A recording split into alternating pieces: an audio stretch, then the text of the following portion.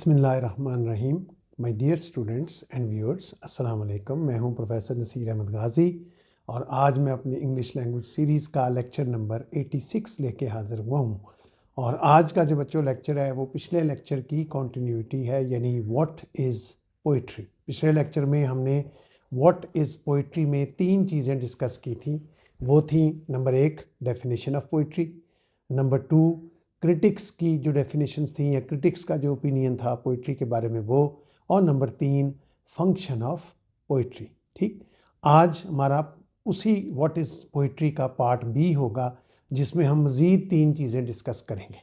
ठीक है, और वो 3 चीज़ें जो हैं वो भी बहुत ही इम्पॉर्टेंट है। ये जितने लेक्चर्स होंगे पोइट्री से रिलेटेड वो सब के सब, उनमें हर चीज़, हर एलिमेंट, हर बात जो डिस्कस होगी वो पोइट्री से तो रिलेटेड है, वो इन जनरल लिटरेचर के साथ भी रिलेटेड है। ठीक, तो सबसे पहले हम देखते हैं कि पोइट्री की से रिलेटेड वर्ड है सब्जेक्टिव एंड ऑब्जेक्टिव पोइट्री। कि पोइट्री जो है वो 2 तरह की लिखी जाती है, एक सब्जेक्टिव पोइट्री है और एक ऑब्जेक्टिव पोइट्री। ये असल में 2 नुक्ता नज़र हैं कि सब्जेक्टिव पोइट्री कैसी होती है और ऑब्जेक्टिव पोइट्री कैसी होती है। और ये दोनों नुक्ता नज़र शुरू से हैं, जब से पोइट्री दुनिया में शुरू हुई है ये दोनों नुक्ता नज़र हैं, और जब तक पोइट्री रहेगी ये दोनों नुक्ता नज़र जो है वो मौजूद रहेंगे, ये ख़त्म नहीं हो सकते। ठीक, तो सबसे पहले देखते हैं कि व्हाट इज़ सब्जेक्टिव पोइट्री। तो कहता है subjective poetry is purely concerned with the subjects drawn from with in the poets own mind. यानी वो सब्जेक्ट, यानी सब्जेक्टिव पोइट्री का मतलब आसान ज़ुबान में बता दूं, पर्सनल पोइट्री। क्या मतलब है? पर्सनल, यानी ऐसी पोइट्री कि जिसके अंदर हम पोइट जो है वो अपनी जो हर चीज़ जो उसकी माइंड में से निकले, और वो क्या चीज़ें हो सकती हैं? हिज फीलिंग्स, वो उसकी फीलिंग्स हो सकती हैं, इमोशंस हो सकते हैं, थॉट्स हो सकते हैं, किसी चीज़ के बारे में उसका ओपिनियन हो सकता है, किसी चीज़ के बारे में उसकी लाइकिंग डिसलाइकिंग हो सकती है। ये सब इन एन आर्टिस्टिक मैनर, यानी खूबसूरत अंदाज में वो इनको पेश करें। मैं फिर पढ़ता हूँ कि subjective poetry is purely concern with the subjects, कि इसका ताल्लुक उन सब्जेक्ट से होता है, ड्रॉन जो कि निकाले गए हैं, from with in the poets mind, जो पोइट की अपनी पैदावार है, अपने जहन की पैदावार है। यानी वो चीज़ें जो उसके अपने अंदर से पैदा हुई, उसकी अपनी लाइकिंग्स है, उसकी अपनी डिसलाइकिंग्स है, उसका अपना ओपिनियन हो सकता है, उसकी अपनी फीलिंग्स हो सकती हैं। ठीक है, कहता है हिज फीलिंग्स, इमोशंस, थॉट्स, लेकिन लिखा जाए किसमें? In an artistic manner. तो ये जो सब्जेक्टिव पोइट्री है ये बेसिकली एक अप्रोच है पोइट्री लिखने की, कि पोइट्री ऐसे लिखी जानी चाहिए। आगे हम अप्रोचेस भी पढ़ते हैं, लेकिन ये भी एक अंदाज है लिखने का कि वो पोइट्री जितनी दुनिया में पर्सनल पोइट्री है, जो ज़ाती एहसासात, ज़ाती फीलिंग्स, ज़ाती मुशाहिदात, ज़ाती नुक्ता नज़र, ज़ाती उसकी ज़िंदगी के बारे में अगर लिखी जाए तो हम कहेंगे कि ये सब्जेक्ट। अब जितने रोमांटिक पोइट्स थे और कुछ एलिज़ाबेथन पोइट्स और ज़्यादातर रोमांटिक पोइट्स, वो इस सब्जेक्टिव पोइट्री को बहुत पसंद करते थे, क्योंकि अगर आप रोमांटिक पोइट्स को देखें, वर्ड्सवर्थ, कॉलरेज, शेली, कीट्स, ये सब अपनी ज़ात के बारे में ज़रूर लिखते हैं या अपनी फीलिंग्स के बारे में लिखते हैं, अपनी राय देते हैं, अपना नुक्ता नज़र बयान करते हैं। उनको दुनिया के साथ कोई सरोकार नहीं होता कि दुनिया का नुक्ता नज़र क्या है। उनको ये है कि उनका नुक्ता नज़र क्या है, रियलिस्टिकली, यानी रियलिस्टिकली उन्होंने किसी चीज़ के बारे में क्या महसूस किया। ठीक, उसके बाद आ जाते हैं ऑब्जेक्टिव पोइट्री। ऑब्जेक्टिव, अब सब्जेक्टिव का उल्ट कर लें, इम्पर्सनल पोइट्री। ऑब्जेक्टिव पोइट्री का दूसरा नाम क्या है? Impersonal poetry. Objective poetry treats with subjects, वो पोइट्री जो ऐसे सब्जेक्ट से ट्रीट करती है, सब्जेक्ट्स आउटसाइड पोइट्स माइंड, यानी जो पोइट की माइंड के पैदावार ना हो बल्कि बाहर से इंपोर्ट किए जाएं। यानी वो चीज़ें, वो दुनिया के मसाइल, वो दुनिया की चीज़ें जो पोइट के अंदर से नहीं निकली बल्कि उसने दुनिया से ली हैं, दुनिया से ऑब्जर्व की हैं, दुनिया से उसका मुशाहिदा किया है। मोस्टली इम्पर्सनल, जो ज़्यादातर इम्पर्सनल होती हैं, रिफ्लेक्टेड, जिन पर उसने गौर किया, एंड प्रेजेंटेड, और फिर उनको पेश किया in an impersonal manner as well, कि अंदाज भी उसका कैसा हो? इम्पर्सनल। अब इम्पर्सनल अंदाज बच्चों क्या होता है? बड़ा सिंपल, यानी ये मैंने आपको लिटरेचर में भी बताया था कि 2 नुक्ता नज़र हैं। ये वही 2 नुक्ता नज़र हैं कि जो ये कहते हैं कि पोइट्री जो है वो कैसी होनी चाहिए, ये आर्ट कैसी होनी चाहिए। एक कहता है जी पर्सनल होनी चाहिए, वो जो कहते सोचते हैं कि जी हम जैसा फील करते हैं, जैसा महसूस करते हैं, जो हम चाहते हैं लिखना हमें लिखना चाहिए। जो हमें अच्छा लगता है उसके बारे में लिखें, नहीं अच्छा लगता ना लिखें, ठीक है। और बुरा लिखना चाहे बुरा लिखें। लेकिन एक वो नुक्ता नज़र है जो कहता है कि नहीं, लिटरेचर का काम है, पोइट्री का ख़ास तौर पे काम है कि वो कैमरे का काम करे। पोइट सिर्फ एक कैमरा हो, चीज़ों को देखे, ऑब्ज़र्व करे और फिर अपने आर्टिस्टिक स्टाइल में अपने टैलेंट के ज़रिए उनको फिर पेश करे। ये है दूसरा ऑब्जेक्टिव पॉइंट ऑफ व्यू। वो क्या कहता है? ऑब्जेक्टिव पोइट्री ट्रीट्स, ये ट्रीट करती है with subjects outside poets mind, जो पोइट की माइंड के बाहर से आते हैं। जो बाहर से आते हैं, आने तो फिर पोइट के पास ही है। इंस्पायर तो उन्होंने पोइट को करना है। कहते हैं कहाँ से आते हैं? इसी ने, जब मैं पोइटिक प्रोसेस पढ़ाऊंगा तो आप देखोगे दो पोइटिक प्रोसेस को जन्म दिया। एक पर्सनल पोइटिक प्रोसेस, एक इम्पर्सनल, वो भी आगे चल के हम डिस्कस करेंगे। तो objective poetry treats with subjects outside poets mind, mostly impersonal. कहता है जो इम्पर्सनल होते हैं, रिफ्लेक्टेड, जिन पर वो गौर व फिक्र करता है। गौर व फिक्र करने के बाद, यानी उसने एक मसला देखा दुनिया में, इर्द गिर्द में हो रहा था, उस पर गौर किया, फिक्र किया और फिर उसको प्रेजेंट करता है। जब प्रेजेंट करता है तो ये नहीं कोशिश करता मुझे कैसा लगा, यानी दुनिया में अगर फसादात हो रहे हैं तो मैं उनके बारे में क्या सोचता हूँ, ये नहीं वो ज़्यादा लिखेगा। वो ये शो करेगा कि दुनिया इसके बारे में क्या सोचती है, लोग इसके बारे में क्या सोचते हैं। तो अगर ऐसी पोइट्री हो, इम्पर्सनल मैनर एज वेल, ऐसी पोइट्री हो तो हम कहते हैं ये क्या है? This is impersonal poetry. तो याद रखें, ये दो किस्में दुनिया में तब से हैं जब से लिटरेचर है, और तब तक रहेंगी जब तक लिटरेचर जो है वो रहेगा। ठीक। अब अगर देखा जाए तो लिटरेचर जब एक राइटर लिखता है तो उसमें क्या बयान करता है? मैंने अभी पिछले लेक्चर में भी आपको कहा था कि वो रियलिटी, ट्रुथ उसका टारगेट है, हकीकत को बयान करना। लेकिन हकीकत को बयान करने की उसकी अप्रोच, अंदाज मुख्तलिफ होता है। हकीकत के तीन पहलू हैं बेसिकली। हकीकत का एक पहलू वो है कि जिसमें दोनों चीज़ें बयान की जाएं, अच्छे भी और बुरे भी। एक पहलू ये है कि सिर्फ उसका अच्छा पहलू बयान किया जाए, लेकिन जो हकीकी हो, सच हो, लेकिन अच्छा हो। और एक ये है कि उसका सिर्फ बुरा पहलू बयान किया जाए, तो वो बुरा जो सच हो, यानी मीन्स हो बुरा लेकिन सच्चा हो। यानी मैं अगर बताऊं कि ज़िंदगी में ये खराबियाँ हैं तो ये भी सच है, ज़िंदगी में ये खूबियाँ हैं ये भी सच है, और अगर मैं कहूँ ज़िंदगी में ये खूबियाँ भी हैं, ये खामियाँ भी हैं, ये भी सच है। तो ये जन्म देती हैं आगे अप्रोच को। तो अगला टॉपिक है हमारा अप्रोचेज़ ऑफ पोइट्री, कि पोइट्री की अप्रोचेज़ कितनी हैं। तो हम देखते हैं कि दुनिया में सिर्फ 3 अप्रोचेज़ हैं। 3 अंदाज में हकीकत को बयान किया जाता है, हकीकत को। एक को हम कहते हैं रियलिस्टिक अप्रोच। रियलिस्टिक अप्रोच क्या होती है? जिसमें राइटर हकीकत को ऐसे बयान करता है जैसे वो है, उसमें अच्छा पहलू भी आ जाता है, बुरा भी आ जाता है, तारीख भी आ जाता है, रोशन भी आ जाता है, उसको एज इट इज़ वो हमारे सामने पेश करता है। तो हम क्या कहते हैं, ये कौन सी अप्रोच यूज़ की गई है? रियलिस्टिक अप्रोच यूज़ की गई। लेकिन अगर फ़र्ज़ करें पोइट अपनी पोइम में ज़िंदगी का तारीख पहलू दिखाना चाहे कि ज़िंदगी ख़राब है, ज़िंदगी में ये बुराइयां हैं, ज़िंदगी में ये परेशानियां हैं, ज़िंदगी में ये मुश्किलात हैं, ज़िंदगी ऐसी है, ज़िंदगी वैसी है, लेकिन वो जो कह रहा है वो 100% सच है, 100% सच है। तो हम क्या कहेंगे, इसकी अप्रोच क्या है? इसकी अप्रोच पेसिमिस्टिक है। यानी मीन्स बयान वो सच कर रहा है, लेकिन सच का वो पहलू बयान कर रहा है जो तारीख है। इसी तरह अगर कोई पोइट ज़िंदगी के बारे में कहना चाहता है ज़िंदगी बड़ी ज़बरदस्त है, ज़िंदगी कामयाब है, ज़िंदगी गुलजार है, ज़िंदगी खूबसूरत है, ज़िंदगी जीने का नाम है, अब ये अच्छी अच्छी बातें सारी सच हैं, इनमें से कोई झूठी नहीं है। तो हम क्या कहेंगे कि इधर इस नज़म में पोइट की अप्रोच कैसी है? ऑप्टिमिस्टिक है। तो कितनी अप्रोचेस हुई? 3 approaches, realistic approach, pessimistic approach और ऑप्टिमिस्टिक अप्रोच। लेकिन में याद रखना है, तीनों में जो कुछ बयान होना है वो ट्रूथ होना है, वो रियलिटी होनी है। हम ये नहीं कह सकते कि जो पेसिमिज्म है वो रियलिटी नहीं है। हाँ, हम ये कह सकते हैं पेसिमिज्म रियलिटी का एक पहलू है। तस्वीर के 2 रुख होते हैं, ये एक रुख है, दूसरे रुख को इसमें शामिल नहीं किया गया। ठीक। तो अब इनको हम पढ़ते हैं कि अप्रोचेस क्या हैं। कहता है as far as the approaches of the poet is concern, he tries to present life, जिंदगी को वो पेश करता है, जिंदगी का मतलब जिंदगी की हकीकत को पेश करता है, इन 3 वेज। कहता है 3 अंदाज में वो जिंदगी की हकीकत को पेश करता है। रियलिस्टिक अंदाज में, पेसिमिस्टिक अंदाज में, एंड ऑप्टिमिस्टिक मैनर, ऑप्टिमिस्टिक। सो तीनों अंदाज हैं। अब जो रियलिस्टिक है वो भी रियलिटी है, जो पेसिमिस्टिक है वो भी रियलिटी है, जो ऑप्टिमिस्टिक है वो भी रियलिटी है। फर्क क्या है? नंबर वन, इन रियलिस्टिक मैनर, कहते हैं जब उसका मैनर रियलिस्टिक हो, जब उसकी अप्रोच रियलिस्टिक हो पोइट की, जो कि ज़्यादातर होती है। आप ये कह लो दुनिया में 90% पोइट्री रियलिस्टिक होती है, उसकी अप्रोच रियलिस्टिक पोइट्री वाली अप्रोच होती है।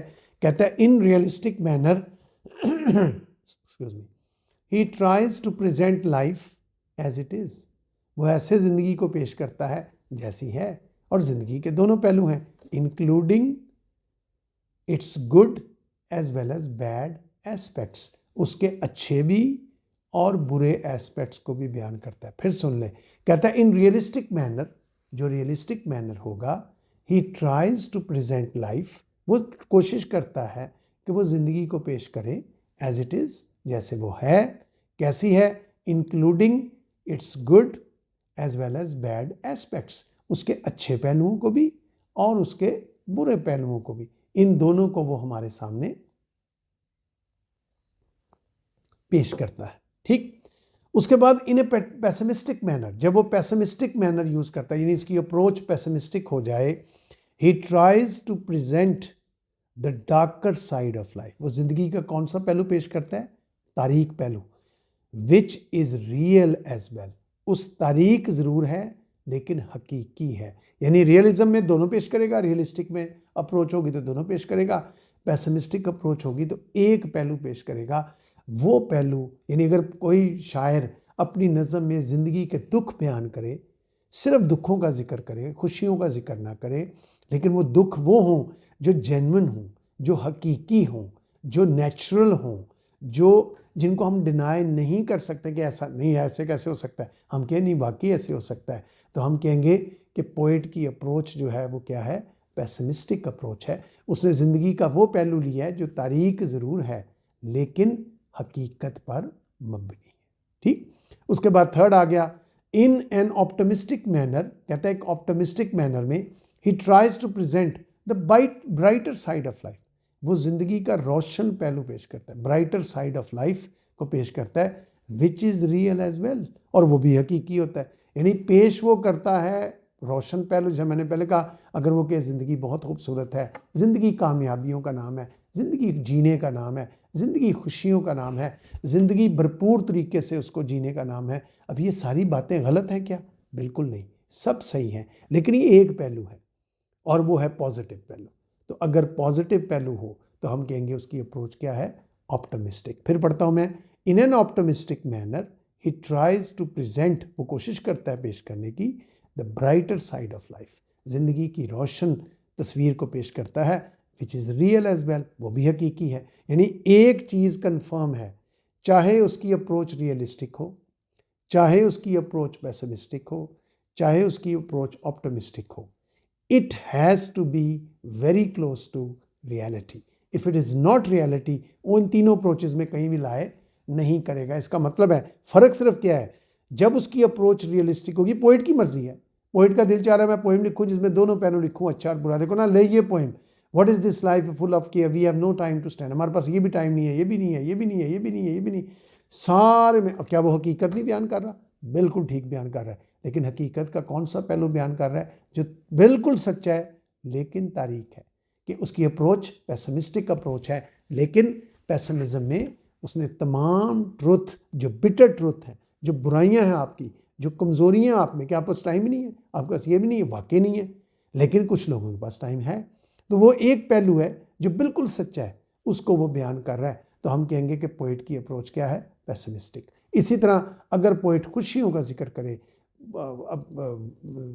एक ऐसी फीलिंग्स बयान करे जिसमें तारीकी कोई ना हो, रोशनी ही रोशनी नज़र आए, हमें खुशियाँ नज़र आए, हमें गम नाम की कोई चीज़ नज़र ना आए, लेकिन ये हकीकत हो हकीकी, तो तीनों के लिए हकीकत का होना इंतहाई ज़रूरी है। ठीक, ये है तीन अप्रोचेस। ठीक, और उसके बाद तीसरी और आखिरी चीज़ आज के लेक्चर की, उस पर हम आते हैं, वो है techniques used by the poet. कि पोएट जो है पोइट्री जब लिखते हैं तो टेक्निक्स क्या यूज़ करते हैं, ये पोइट्री में भी यूज़ होती हैं, ड्रामे में भी यूज़ होती है, नावल में भी, हर एक में, लेकिन लिटरेचर की टेक्निक्स हैं। लेकिन पोइट्री में ख़ास तौर पर इन पर एक ख़ास तवज्जो दी जाती है कि पोइट्री इन अंदाज में लिखी जाए। अब इसमें बेशुमार अप्रोचेज़ हैं, लेकिन 4 अप्रोचेज़ बहुत मशहूर हैं।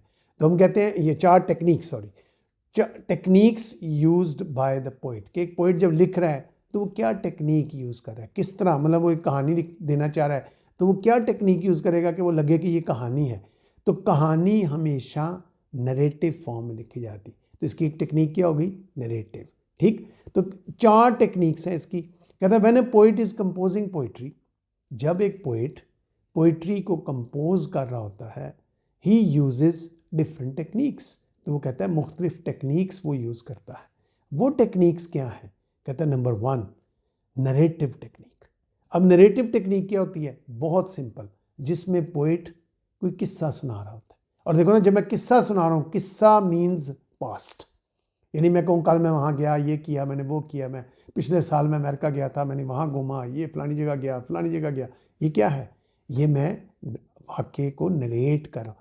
कोई स्टोरी हो, कोई वाक़या हो, इवेंट हो, कुछ भी हो जो गुज़र चुका है, जब हम उसको बयान करते हैं, जब उसको हम लिखते हैं, तो हम कौन सी टेक्निक यूज़ करते हैं, नरेटिव। देखो ना, उसकी विलियम ब्लेक की पोएम है पॉइजन ट्री, तो उसमें वो क्या कहता है, I was angry with my friend, I told my Wraith did and, कि मैं अपने दोस्त से नाराज़ हुआ, मैंने नाराज़गी उसको बता दी, नाराज़गी ख़त्म हो गई। I was angry with my foe, मैं अपने दुश्मन से नाराज़ हुआ। आई डिड नॉट शो, मैंने नहीं शो किया उसको, द रेथ डिड ग्रो, और मेरा गुस्सा बढ़ता चला गया। और फिर वो आगे चल के कहता है कि वो बढ़ते बढ़ते एक पॉइजन ट्री बन गया, जिसमें जहर का बीज था, नफ़रत का बीज था, इंतकाम का बीज था, और नतीजा क्या हुआ, को मेरी भेंट चढ़ गया। यानी मुराद है चढ़ गया, माजी माजी माजी, मैं था, मैं अपने दोस्त से नाराज़ था, मैं अपने दुश्मन से नाराज़ था। ठीक है, तो ये माजी की बात हो रही।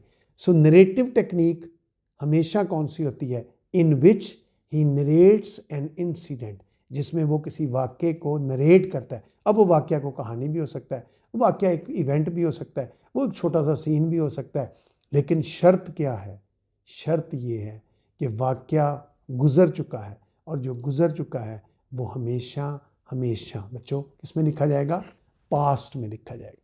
किस में लिखा जाएगा, पास्ट में। उसके बाद आ गई दूसरी, number 2 descriptive technique. Descriptive technique क्या होती है, जिसमें पोइट कुछ डिस्क्राइब कर रहा है, कोई मंजर बयान कर रहा है। मसलन वर्ड्सवर्थ अगर डैफोडिल्स लिख रहा है, तो डैफोडिल्स में डैफोडिल्स की मंजर कशी कर रहा है। ठीक है, अब मंजर कशी में बेशक आप पास्ट के साथ जोड़ दें, उसको प्रेजेंट के साथ जोड़ दें, फ्यूचर के साथ जोड़ दें, उसका टेंस से कोई ताल्लुक नहीं है। नरेटिव के लिए पास्ट होना ज़रूरी है। डिस्क्रिप्टिव डिस्क्राइब करना है आपने, क्या डिस्क्राइब हो सकता है, कोई सीन, कोई इवेंट, कोई करेक्टर। आप एक करेक्टर को डिस्क्राइब कर सकते हैं, एक शख्स मुझे मिला, बड़ा कद काठ का था, उसकी पर्सनैलिटी अच्छी थी, शक्ल सूरत भी अच्छी थी, हाथ बड़े बड़े थे, वगैरह वगैरह वगैरह वगैरह। ये जो कुछ मैं कर रहा हूँ क्या है, ऐसा लिबास पहना होता है, डिस्क्रिप्शन है। पास्ट की डिस्क्रिप्शन है, प्रेजेंट की डिस्क्रिप्शन हो सकती है। ठीक है, वो मेरे सामने खड़ा है, ये उसका कद काठ है, ये उसका रंग है, ये है, सारा प्रेजेंट भी हो सकता है। मीन्स प्रेजेंट में लिखें, पास्ट में लिखें, फ्यूचर में लिखें। जब राइटर किसी चीज़ को डिस्क्राइब कर रहा होता है, किसी मंज़र को, किसी करेक्टर को, किसी सीन को, ठीक है, वो हम कहेंगे कि उसकी जो टेक्निक है वो कौन सी है, वो डिस्क्रिप्टिव है। 4 टेक्निक्स हैं, मैंने पहले कहा आपको, दुनिया में मशहूर, वैसे तो और भी हैं, लेकिन 4 बहुत फेमस हैं, नरेटिव, डिस्क्रिप्टिव, रिफ्लेक्टिव, ड्रामेटिक। अब ये चारों बैक वक्त एक नज़म में आ सकते, एक नज़म में ही पोइट चारों टेक्निक्स यूज़ करता है। मैं आगे चल के इसकी मिसाल भी आपको दूंगा। तो डिस्क्रिप्टिव क्या हुआ, इन which he describes a scene और करेक्टर, जिसमें कोई सीन डिस्क्राइब करे और करेक्टर डिस्क्राइब करे, किसी करेक्टर के बारे में। अब करेक्टर ज़रूरी नहीं कि वो कोई चीज़, ये ग्लास भी एक करेक्टर, अगर ये एक पोएम में एक जानवर ले लिया, वो भी एक करेक्टर है। एनिमेट हो, इनएनिमेट हो, जानदार हो या बेजान हो, एनिमल हो या ह्यूमन बीइंग हो, कोई भी हो, जिसकी पिक्चराइजेशन वो कर रहा हो, जिसके हदो हाल बयान कर रहा हो, तो ये क्या आ जाता है, डिस्क्रिप्शन। तो हम कहेंगे पोइट की टेक्निक डिस्क्रिप्शन। एक चीज़ याद रखें, अप्रोच एक वक्त में एक ही हो सकती है। यहाँ रियलिस्टिक या ऑप्टिमिस्टिक या पेसिमिस्टिक। लेकिन टेक्निक एक वक्त में कई हो सकती है। ये नहीं कि एक पोइम जो है वो सिर्फ देखो ना, लेयर फिर layer, what is this life if full of care we have no time to stand and stay. इसमें पोइट क्या कर रहा है, इसमें पोइट रिफ्लेक्ट भी कर रहा है, इसमें पोइट डिस्क्राइब भी कर रहा है। सो डिस्क्रिप्टिव में इन which he describes a scene और ए करेक्टर, जिसमें वो कोई सीन या करेक्टर बयान करता है। तीसरी रिफ्लेक्टिव टेक्निक, कहता है तीसरी टेक्निक क्या है, रिफ्लेक्टिव। रिफ्लेक्टिव का मतलब क्या होता है, गौर व फिक्र करना।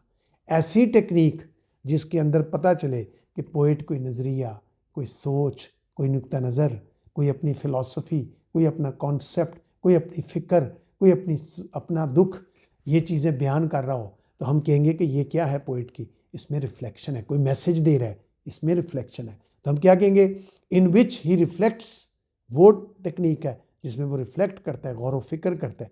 एंड मेडिटेट्स, मेडिटेट का मतलब यही होता है गौर व फिक्र करना, सोचना, गहरी सोच में जाना on a subject, thus reaching to a serious message. और वो रिफ्लेक्शन के नतीजे में, मतलब मैं ज़िंदगी के बारे में कहता हूँ कि ज़िंदगी बहुत खूबसूरत है, ये मेरी रिफ्लेक्शन है। ज़िंदगी बहुत बुरी है, ये मेरी रिफ्लेक्शन है। रिफ्लेक्शन का मतलब मेरी फ़िक्र, मैंने फ़िक्र के नतीजे में गौर करने के बाद मैं जिस नतीजे पर पहुंचा वो मेरा नुक्ता नज़र है, वो मेरा फ़ैसला है कि ये है। हम कहेंगे कि ये रिफ्लेक्टिव टेक्निक है। और नंबर 4 पे आ जाती है, फिर मैं दोबारा पढ़ देता हूँ इसको, in which he reflects and meditates, जिसमें वो गौर करता है, फ़िक्र करता है ऑन ए सब्जेक्ट, अपने टॉपिक पे, अपने सब्जेक्ट पर, thus reaching to a serious message, और एक नतीजे पर, एक सीरियस मैसेज तक जो है वो पोइट जो है वो पहुंच जाता है। और चौथी टेक्निक आ जाती है ड्रामेटिक टेक्निक। अब देखो ना, ड्रामेटिक टेक्निक का मतलब है जिसमें ड्रामे वाली क्वालिटीज़ हों, और वो क्या होंगी, करैक्टर्स भी हों, एक्शन भी हो, ठीक। In which he tries to give and present, जिसमें वो देना चाहता है और पेश करना चाहता है the dramatic aspects of life, जिंदगी के ड्रामेटिक एस्पेक्ट्स को वो हमारे सामने पेश करना चाहता है। बाय एडिंग करेक्टर्स, किस तरह करता है, उसमें करेक्टर्स भी ऐड कर देता है, उसमें एक्शन भी ऐड कर देता है। अब देखो मिसाल के तौर पे अभी मैंने आपके सामने पोइम पढ़ी, उसका थोड़ा सा एक बांदी पढ़ा, वो थी पॉइजन ट्री, विलियम ब्लेक की पोइम है पॉइजन ट्री। उसने कहा आई was angry with my friend, मैं अपने दोस्त से नाराज़ था। आई टोल्ड माई रथ, मैंने रथ बता दी, मैं रथ डिडेंट, मेरा गुस्सा ख़त्म हो गया। इसमें मैसेज आ गया, इसमें फ़िक्र है कि अगर किसी के लिए आपके दिल में कोई गुस्सा है तो उसको दिल में ना रखे, बयान कर दे, बयान करने से ख़त्म हो जाएगा गुस्सा, निकाल दे ना, थूक दे गुस्सा, निकाल दे, ठीक। फिर वो कहता है I was angry with my foe, लेकिन जिसको मैं अपना दुश्मन समझता था, जब मैं उससे नाराज़ हुआ, आई डिड नॉट शो, मैंने नहीं बताया उसको, माई रेथ डिड ग्रो, मेरे अंदर का गुस्सा बढ़ता चला गया। ये भी रिफ्लेक्शन है। अब इसमें देखिए नरेशन भी है, फिर उसके आगे वो बताता है कि मैंने इसको पानी दिया फलानी चीज़ का, मैंने पौधा लगा और पौधा बनता चला गया, बड़ा, उसके ऊपर फल लगे, नफ़रत के फल लगे, मेरे दुश्मन ने आके उस सेब को खाया और मर गया, ठीक है। मैं बड़ा खुश हुआ कि मैंने अपना इंतकाम ले लिया। अब इसमें नरेशन भी है, किस्सा सुनाया, इसमें डिस्क्रिप्शन भी है, उसने पूरे उसकी मंजरकशी की कि मैंने वो जो नफ़रत थी उसको क्या क्या रंग दिया। नंबर 3, इसमें रिफ्लेक्शन भी, एक फ़िक्र है, एक मैसेज है, एक है। और चौथा ड्रामेटिक भी है, क्यों, इसमें एक्शन भी है, इसमें करैक्टर्स भी हैं। इसी तरह अगर आप देखें paradise lost, great one of the greatest epic poem ever written. अब उसमें अगर हम देखें, उसमें नरेशन भी है, पोइट किस्सा सुना रहा है हमें कि किस तरह सेटन जो है उसको जन्नत से निकाला गया, किस तरह एडम और ईव को जन्नत से निकाला गया, क्या किया उन्होंने। फिर उसमें डिस्क्रिप्शन भी है, उसमें हेल को डिस्क्राइब किया गया, हेवन को, सेटन को, एडम को, ईव को, उनके हुलिये दिखाए गए। ये क्या है, डिस्क्रिप्शन है। उसमें रिफ्लेक्शन भी है, फ़िक्र की गई। मिल्टन ने अपना नुक्ता नज़र बयान किया, अपनी सोच बयान की, अपनी रिफ्लेक्शन बयान की, अपनी मेडिटेशन बयान की कि ये मैं सोचता हूँ, इसके बारे में मेरी ये राय है, सेटन के बारे में मेरी ये राय है, हेल और हेवन के बारे में मेरी ये राय है, एडम और ईव के बारे में ये मैं सोचता हूँ, ठीक। और आखिर में हम कहते हैं ड्रामेटिक भी है, क्यों, क्योंकि उसके अंदर करैक्टर्स भी हैं, उसके अंदर एक्शन भी है। तो देखो paradise lost best example of, it's long poem, 12 किताबों पर मबनी पोइम, लेकिन पॉइजन ट्री तो छोटी सी पोइम है, 4 बंद है सारे उसके, 4 मिसरों की, 16 मिसरों की सारी पोइम है, लेकिन ये पूरी पोइम में कूजे में दरिया बंद किया। उसमें नरेशन भी है, उसमें डिस्क्रिप्शन भी है, उसमें रिफ्लेक्शन भी है, उसमें ड्रामेटिक भी है। फिर सुन ले, टेक्निक्स में नरेटिव टेक्निक जिसमें किस्सा सुना रहा है, डिस्क्रिप्टिव टेक्निक जिसमें कुछ मंजर, कोई करैक्टर, कोई चीज़ बयान कर रहा है, रिफ्लेक्टिव टेक्निक जिसमें गौर व फिक्र कर रहा है और अपनी फ़िक्र दे रहा है, चाहे वो मैसेज की शक्ल में दे, नुक्ता नज़र की शक्ल में दे, कॉन्सेप्ट की शक्ल में दे, फ़िलासफ़ी की शक्ल में दे, वो उसकी रिफ्लेक्शन है। और नंबर 4 ड्रामेटिक हो, जिसमें करैक्टर्स भी हो। अगर पोइम में करैक्टर्स नहीं होंगे तो ड्रामेटिक ना होगी, हो सकता है 3 हो। तो मैक्सिमम 4 हो सकते हैं टेक्निक्स, चारों इकट्ठी आ सकती, 2 भी हो सकती, 3 भी हो सकती। वेरी करता है फ्रॉम पोइम टू पोइम कि मुख्तलिफ पोइम्स में देखो ना, बच्चों की पोइम में twinkle twinkle little star, have I wonder what you are, ठीक है, how I wonder what you are. So basically उसमें क्या है, उसमें डिस्क्रिप्शन है, नरेशन नहीं है, किस्सा नहीं सुना रहा। नरेशन है, उसके अंदर क्या है, उसके अंदर रिफ्लेक्शन भी है थोड़ी बहुत ज़्यादा नहीं, बच्चों की लेवल की, और वो ड्रामेटिक भी थोड़ी बहुत टच देती है। लेकिन बेसिक चीज़ क्या है, डिस्क्रिप्शन। डोमिनेटिंग एलिमेंट क्या है, डिस्क्रिप्शन है। तो कई पोइम्स हैं जो सिर्फ डिस्क्रिप्टिव होती हैं, चारों में से कोई एक एलिमेंट भी हो सकता है, यानी चारों में से कोई एक टेक्निक भी हो सकती है, और चारों टेक्निक्स बैक वक्त भी हो सकती है। ठीक, तो बच्चों ये थी 3 चीज़ें। आज के लेक्चर में हमने 3 चीज़ें डिस्कस की। नंबर 1 कि सब्जेक्टिव और ऑब्जेक्टिव पोइट्री में क्या फ़र्क होता है। नंबर 2 हमने 3 अप्रोचेस डिस्कस की कि रियलिस्टिक अप्रोच, पेसिमिस्टिक अप्रोच और ऑप्टिमिस्टिक अप्रोच क्या होती है। और नंबर 3 हमने 4 टेक्निक्स डिस्कस की कि narrative technique, descriptive technique, reflective technique और ड्रामेटिक टेक्निक, ये चारों क्या होती हैं। ठीक, मुझे उम्मीद है आपको मेरे इस लेक्चर की समझ आई होगी। अगले हफ्ते इंशाल्लाह पोइट्री के ही एक नेक लेक्चर के साथ हाज़िर होऊंगा। अल्लाह ताला आपका हामी नासिर हो। खुदा हाफिज़।